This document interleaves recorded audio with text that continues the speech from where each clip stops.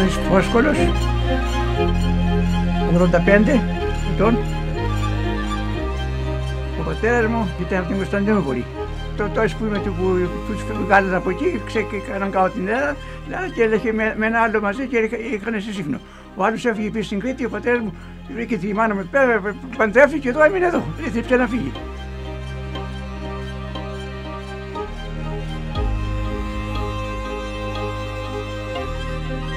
Εγώ εντάξει πέρα στο δημοτικό σχολείο, τον βοηθούσα καμιά φορά μέχρι δεν είχαμε σχολείο και τέτοια ή καμιά άλλη μέρα που αυτό.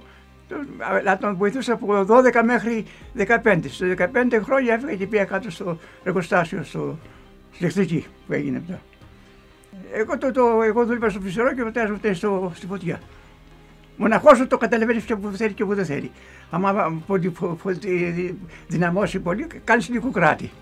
Και βρέκεται στο φυσιολογικό του και ξαναπροχωρείς. Λοιπόν, εδώ γινούσε αγνιά του συνεταιρισμού, οι αξίνες σε τσάλωνε, έβαζε κομμάτια πάνω, τροπάνες κάνανε, διάφορα, ό,τι κάγκυρα κάνανε, αλλά καρφώτα δεν ήταν τόση μυρί στον κόλληση, ήταν όλα καρφώτα, πετσίνια.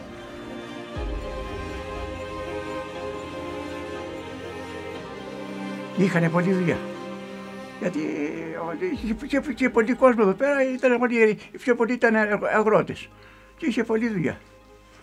Ήταν ο πατέρας μου ο Φλουδιζιού, ήταν κι άλλο ένας του παπά ένας κουτσός που είναι στο Παραπετάλι.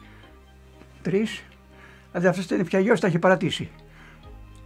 Αυτή ήταν, δεν είχε άλλη. Αυτά era γεωργικά εργαλεία. Ξύνες, φτιάρια, τροπάνες που κόβανε τα κλαδιά, οι άλλες είχαν κλαδιά εδώ πέρα και αγνιά.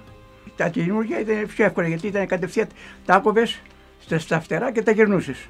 Ενώ το μάτανε κανένα φαγωμένο πολύ μέχρι το κουβάνι που λένε, έφεσε πάνω κομμάτι πάει, καλή σαν την αξίνη και το γίνονταν επέκταση, το μεγάλωνες.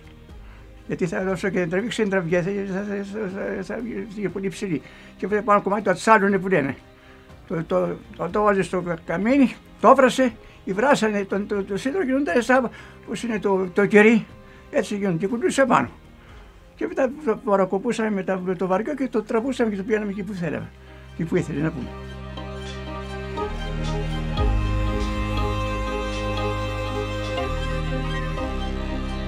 Την ώρα που την παρακοπούσαμε εδώ πάνω να πούμε, κανονίζαμε να έχουμε το τέμπο, για να μην μπλέξουν τα σφυριά. Γιατί τάκα μέχρι κρατούσε 10 λεπτά αυτή τη δουλειά και μέχρι να ζεστό, να κρυώσει και δεν κάνει πια τίποτα, θα υπάρχει το ξαναζεστάνεις.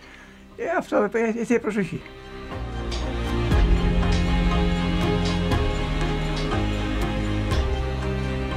Η Γαλλία ήταν εδώ, αυτές πως ήταν οι μασιές. Οι μασιές πιάνε εδώ πέρα, το πιάνε και το βάζεις μέσα, το έβγαζες και μπορεί να κάνεις τη μεταφορά, το φέρεις στο αμμόνι. Τα κάρβουνα τα φτιάχνουν εδώ στη Σύφνο, τα ξυλοκάρβουνα. Τα άλλα τα ξενικά με το καίγι που τα φέρνανε με το πουλί, αυτή η Πειραιά. Κανονικά είχε και κόκ, πετροκάρβουνο που λέμε. Το καλύτερο το κόκ, έχει πιο πολύ δύναμη. Και το πιο καλύτερο ξύλο είναι η φίδα, έχει και αυτή δύναμη πολύ. Ο σπίνος καλός είναι αλλά βγάζει σπίθες, ενώ αυτή δουλεύει στρωτά, η φίδα.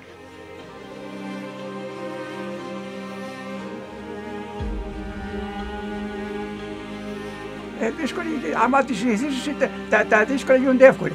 Άμα το συνήθειο, στο συνήθειο μετράει.